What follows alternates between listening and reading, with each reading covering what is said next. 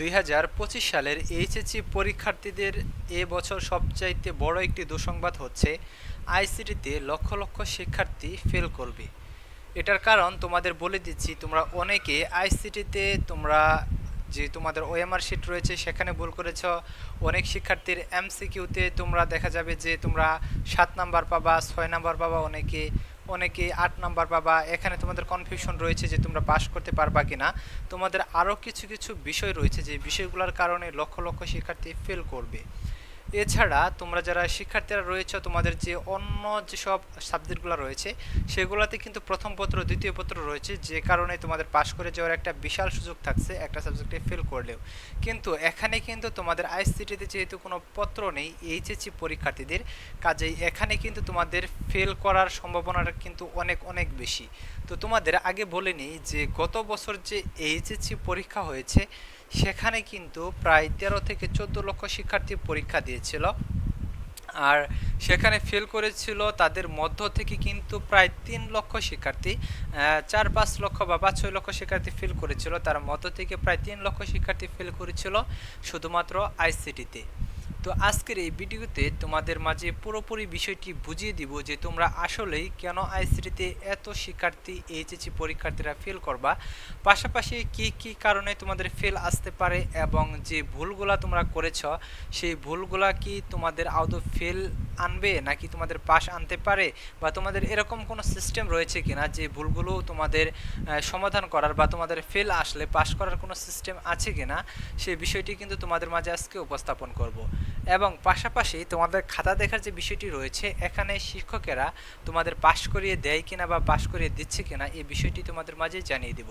কাজেই তোমরা যারা শিক্ষার্থীরা রয়েছ তোমরা অবশ্যই আমাদের চ্যানেলটি সাবস্ক্রাইব করে রাখো এবং পাশে থাকা বেল আইকনটি বাজিয়ে দিয়ে রাখো, যাতে নতুন ভিডিও আপলোড করার সাথে সাথে সেটি তোমাদের নোটিফিকেশনে চলে যায় এবং তোমরা সাথে সাথে দেখে নিতে পারো। সো আসো আমরা মূল বিষয়ে চলে আসি।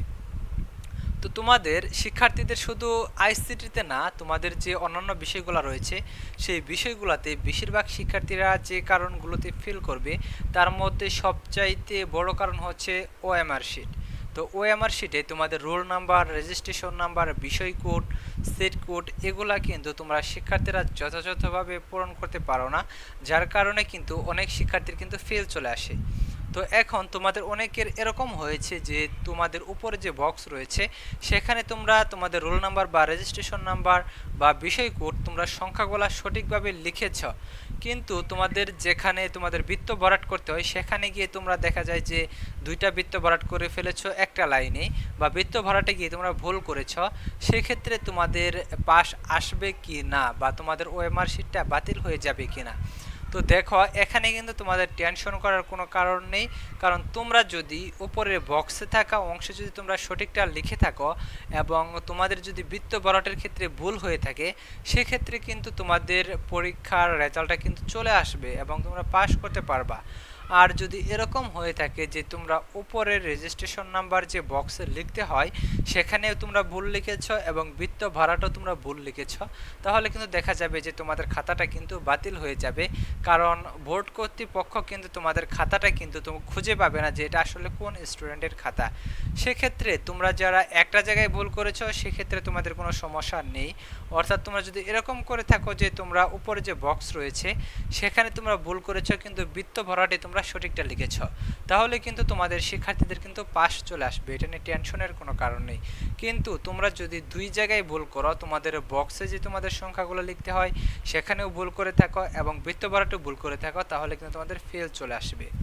তো তোমাদের তারপর রোল নাম্বার রয়েছে, রোল নাম্বারে একই সিস্টেম, বিষয় কোডেও কিন্তু তোমাদের একই সিস্টেম। তো বিষয় কোডটা কিন্তু তোমাদের অবশ্যই সঠিকভাবে লিখতে হবে। তারপরে তোমাদের এমসিকিউ এর ক্ষেত্রে যে সেট কোড রয়েছে সেখানে কিন্তু তোমরা অনেক শিক্ষার্থীরা সেট কোড ভুল লিখেছ।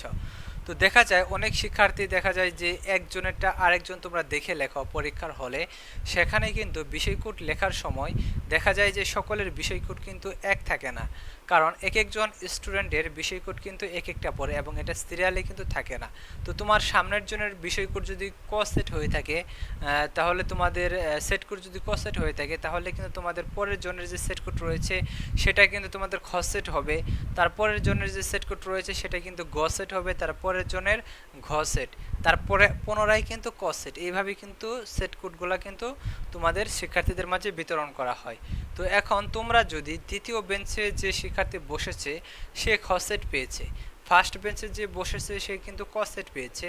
এখন তোমরা যদি এরকম করো যে ফার্স্ট বেঞ্চের স্টুডেন্টেরটা দেখে তোমরা কি করলা, সব কিছু লিখে নিলা এমসিকিউতে, তোমরা ক সেটও কিন্তু পূরণ করে নিলা কি, তাহলে কিন্তু দেখা যাবে কি তোমাদের ক সেট তোমরা পেয়েছ, কিন্তু তোমাদের অ্যান্সার যদি তোমরা ক সেট করে থাকো তাহলে কিন্তু তোমাদের ঠিক আছে। কিন্তু যদি এরকম হয়ে থাকে যে তোমরা ক সেট লিখেছো কিন্তু অ্যান্সার করেছো খ সেট, ধরো তোমরা সেকেন্ড বেঞ্চে বসেছ এবং খ সেট পেয়েছ, এর জন্য তোমরা সেট কুটে খ সেট লিখলা, কিন্তু সামনের জন ক সেট পেয়েছে তারটা সবগুলো অ্যান্সার হুবহু দেখে লিখলা, তাহলে কিন্তু দেখা যাবে যে তুমি ক সেটের অ্যান্সারটা ফিল আপ করেছ, যার কারণে তোমাদের 25টা এমসিকিউ এর মধ্যে একটা এমসিকিউ হওয়ার সম্ভাবনা নেই। কারণ একটা সেট কোডের সাথে আরেকটা সেট কোডের প্রশ্ন বা প্রশ্নের উত্তর কখনোই মিলে না, হঠাৎ দুই একটা মিললেও মিলতে পারে, কিন্তু তোমাদের 2-1 নাম্বার পাওয়ার সম্ভাবনা বা 0 পাওয়ার সম্ভাবনা কিন্তু সবচেয়ে বেশি থাকে। এক্ষেত্রে এই ভুলগুলো তোমরা যারা করেছো তাদের রেজাল্ট কিন্তু অবশ্যই ফেল চলে আসবে। কারণ তোমাদের ওএমআর শিট বা তোমাদের যে ওএমআর খাতাটা সেটা দেখা হয় কীভাবে, সেটা কিন্তু তোমরা সকল শিক্ষার্থীরা জানো যে ওএমআর শিট দেখা হয় তোমাদের ওএমআর মেশিনের মাধ্যমে। সেখানে কিন্তু টিচারদের কোনো ক্ষমতা থাকে না তোমাদের 2-1 নাম্বার বাড়িয়ে দেওয়ার বা 2-1 নাম্বার বাড়িয়ে দিয়ে তোমাদের পাস করিয়ে দেওয়ার। কাজেই তোমাদের শিক্ষার্থীরা যদি এই ভুলগুলো করে থাকো তাহলে কিন্তু তোমাদের অবশ্যই ফেল চলে আসবে। তো তোমাদের আরেকটা বিষয় ফেল চলে আসার জন্য আরেকটা বিষয় যে জন্য দায়ী সেটা হচ্ছে যে তোমাদের আইসিটিতে কিন্তু তোমাদের সেকেন্ড পেপার নেই। তো আইসিটি তোমাদের যদি সেকেন্ড পেপার থাকতো তাহলে তোমাদের প্রথম পত্রে ফেল করলে সেকেন্ড পেপার যদি তোমরা বেশি নাম্বার পাইতা তাহলে দুইটা মিলে কিন্তু তোমাদের পাস চলে আসতো, যেভাবে তোমাদের অন্য সাবজেক্টগুলোতে পাস রেজাল্ট চলে আসবে। কিন্তু তোমাদের আইসিটিতে অন্য পেপার না থাকার কারণে বা দ্বিতীয় পত্র না থাকার কারণে কিন্তু তোমরা যদি ফেল করে থাকো তাহলে সেখানে কিন্তু তোমাদের পাস করার কিন্তু কোনো সুযোগ থাকছে না। এই বিষয়টি তোমাদের অবশ্যই মাথায় রাখতে হবে।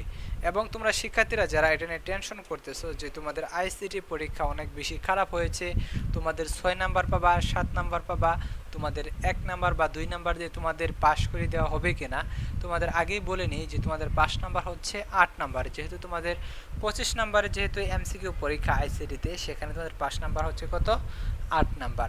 এবং যেগুলো 30 নাম্বারে পরীক্ষা হয় সেগুলোর পাস নাম্বার হচ্ছে তোমাদের 10 নাম্বার। তো এখন তোমরা যদি 8 নাম্বার পাও তাহলে তো পাস করেই গেলা, কিন্তু যদি তোমরা 7 নাম্বার পাও সেক্ষেত্রে কিন্তু তোমাদের 1 নাম্বার বা 2 নাম্বার দিয়ে তোমাদের পাস করে দেওয়া হবে না। এই বিষয়টি তোমাদের অবশ্যই মাথায় রাখতে হবে।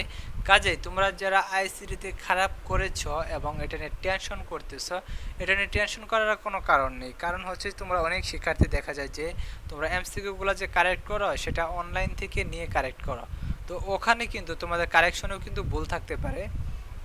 তো এরকম হতে পারে যে তোমাদের ধরো যে তোমরা 7 নাম্বার পেয়েছো ভেবে তোমরা টেনশনে তোমরা বাকি পরীক্ষাগুলা ভালোভাবে প্রিপারেশন নিলা না, বা তোমাদের মন ভেঙে গেল যে তোমরা পরীক্ষায় ফেল করবা, সেখানে কিন্তু এরকম হতে পারে তোমরা যে অ্যান্সারটার দিকে মিলিয়েছো সেখানে ভুল রয়েছে।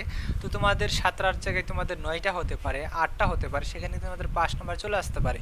প্রত্যেক বছর কিন্তু এরকম হয় যে প্রত্যেকটা শিক্ষার্থী তোমাদের যারা ফেল করবে এরকম চিন্তা করে তারা কিন্তু পাস করে যায়, আবার অনেকে পাস করবে চিন্তা করে বা যারা অ্যান্সার শিট মিলিয়ে দেখে যে তাদের পাস চলে আসছে তারাও কিন্তু ফেল করে যায়, কারণ অ্যান্সার শিটে ভুল থাকে অনেক। এক্ষেত্রে তোমাদের শিক্ষার্থীদের টেনশন করা কিন্তু অবশ্যই কিন্তু কাম্য হবে না। তোমাদের অবশ্যই উচিত হবে পরবর্তী পরীক্ষাগুলো ভালোভাবে প্রিপারেশন নিয়ে ভালোভাবে পরীক্ষা দেওয়া। তো তোমরা যারা শিক্ষার্থীরা রয়েছে এখন পর্যন্ত যারা আমাদের চ্যানেলটি সাবস্ক্রাইব করে রাখো না, অবশ্যই সাবস্ক্রাইব করে রাখো এবং পাশে থাকা বেল আইকনটি বাজিয়ে দিয়ে রাখো, যাতে নতুন ভিডিও আপলোড করার সাথে সাথে তোমাদের নোটিফিকেশনে চলে যায় এবং ভিডিওটি তোমাদের বন্ধুদের মাঝে শেয়ার করে দাও যাতে তারাও উপকৃত হতে পারে। ধন্যবাদ সকলকে পুরো ভিডিওটি দেখার জন্য।